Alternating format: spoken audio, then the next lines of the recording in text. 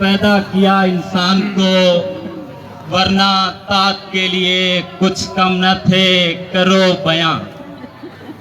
ते अज फिर तुहाडी खिदमत विच झाना फकी वाला एक फकी लैके हाजिर होया है। ते ये सारे तुहाडे दुखां दे इलाज, तुहाडे इश्क दियां कमजोरियां ते ए जेड़े डिपार्टमेंट दे मसले ने ये हल हो जाने ने।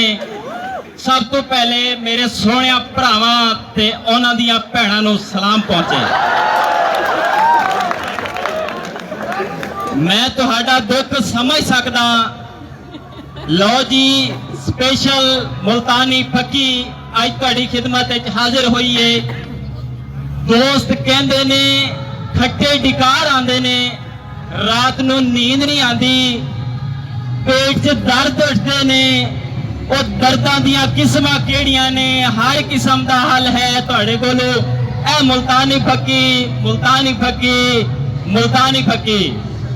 दोस्ता, अद्धी रात का टाइम है, तेरे टेटे दर्द है, तैनू आराम नहीं आ रहा, तेरे काम आएगी झाने दी फकी। तेरे 7 अप दे पैसे बचाएगी, 7 अप दी तेरे 7 अप दे पैसे बचाएगी झाने दी फकी, ते तैनू आराम दवाएगी झाने दी फकी। दोस्ता,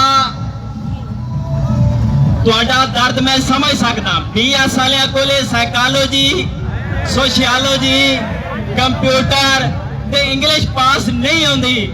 रिपीटा लग लग के समर बह के ते मुदस्सिर नूं 3000 दे के इन्हां दे हाजमे बिल्कुल भी खराब होए पे ने।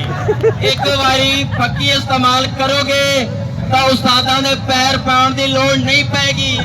वो खास तौर ते मकबूल मदारी सुन लै, फकी बड़ी काम आएगी।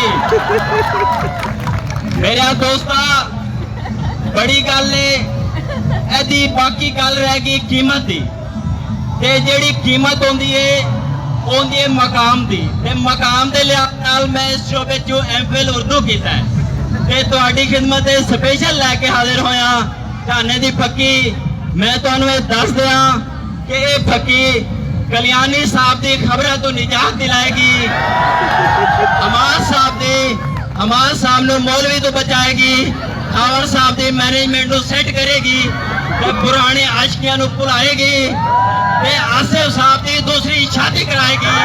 झाने दी फकी, झाने दी फकी, झाने दी फकी। लो भाई, बाकी गल रह